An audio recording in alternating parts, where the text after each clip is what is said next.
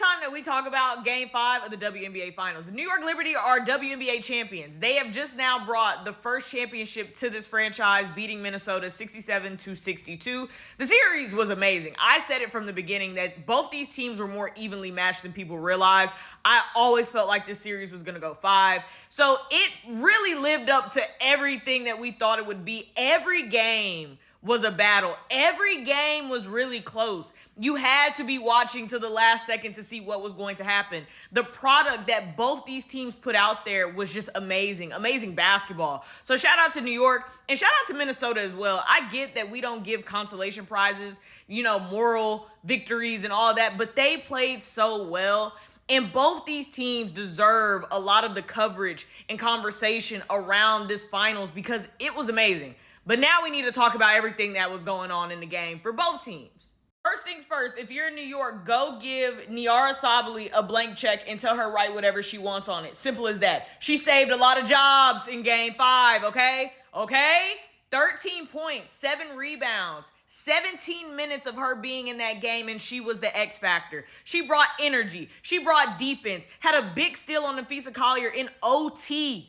In OT. She didn't play in the semis. But to sit there and stay ready, go give her a blank check.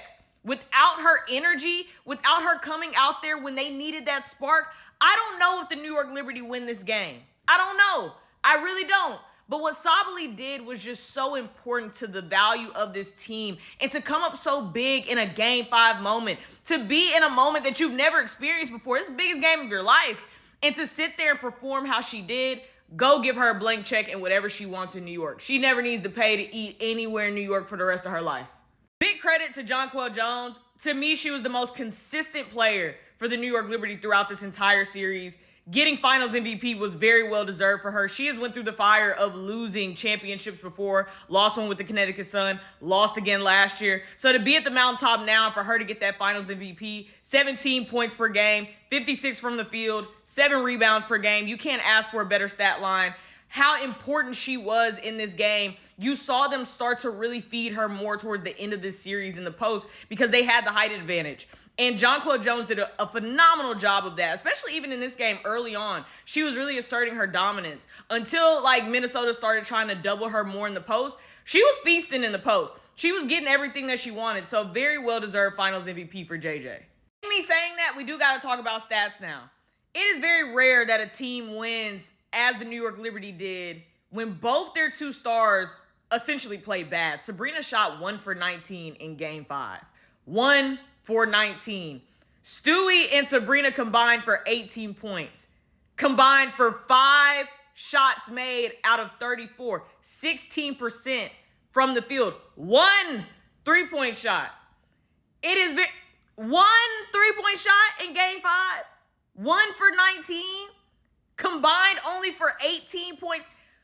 That doesn't happen for teams where 2 of your biggest stars don't play well and you still win in a must-win game. It's winner takes all. But it also is a testament to the rest of the team. You look at the stats that the rest of the team had, they had to really shoulder the rest of that load. That goes back to me talking about JJ and how consistent she was in this finals. But it's rare that we see that. It really is. Before we start talking about everything else, specifically the fouls, because I want to talk about that too, let's talk about Minnesota. Minnesota had an amazing season. This is an amazing team. Like I said earlier, there are no moral victories, right? But there's a lot for Minnesota to be proud about.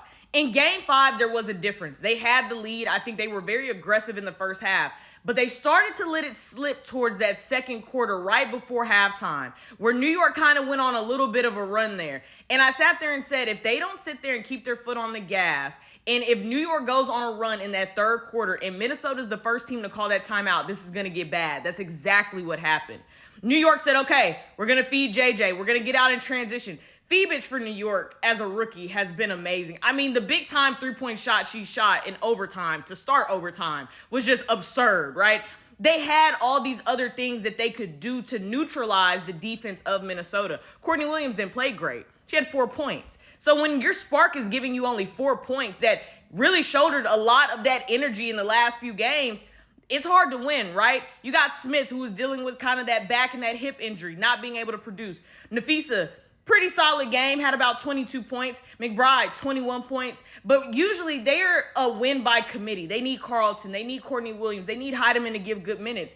And eventually you saw the game slip away from them little by little by little. And they did have opportunities to win this game. There were a lot of great shots. Carlton shot a great three.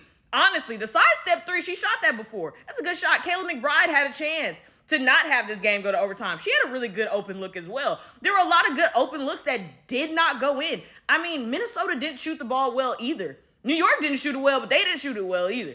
But there are no excuses, right? I'm not going to sit here and say the fouls are the reason why they lost. No, it's a game, right? It's a game of runs. They did make shots that were good shots for them. They did have opportunities and chances. But we can't sit here and ignore as though the fouls didn't play a part in the point system. Before we get into the foul, there's a few things that we need to add of context, okay? In the timeout before New York is about to essentially have the chance to tie the ball game or win it, Sandy Brondello, head coach of New York Liberty, is drawing up a play. They had the mic on her. She was mic'd up, so you hear her talking through the play, and it's for Stewie. You also hear her say at the end to Stewie to embellish the foul because they're going to call it. Immediately after she says this, they cut the mics. They cut the mics and said, that's enough, that's enough. Don't believe me? I'm going to show you the video.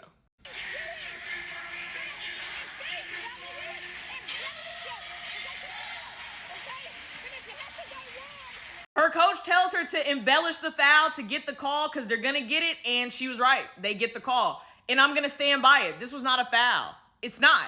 Even after them sitting there and reviewing it and not overturning it, it's not a foul. If anything, a travel should have been called prior to this. So the fact that now there's some added context of this, I really think people should look at this a little bit differently.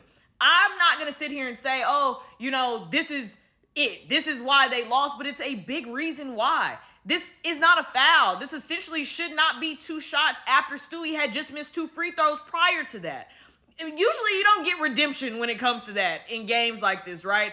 So I am going to stand on the fact that Minnesota has every right to be upset at this call because it's not a foul. This is marginal contact. We watched the WNBA finals. They were way more aggressive than this, way more physical than whatever this was that they called. And half the time they wasn't calling that. So to call this is kind of odd to me. It's not a foul. I do believe in what Carolyn Peck said on the broadcast. There needs to be another third party, another system, kind of how the NFL and college football, they say, oh, New York's calling in or the headquarters is calling in. There needs to be someone else in another room, not affected by the crowd noise and the arena, that can sit there and neutrally look at these fouls and be able to call in and say, hey, you got it wrong. You got to overturn it. They need that moving forward because this does change a lot for Minnesota. There's no overtime, I don't believe, if this foul isn't called.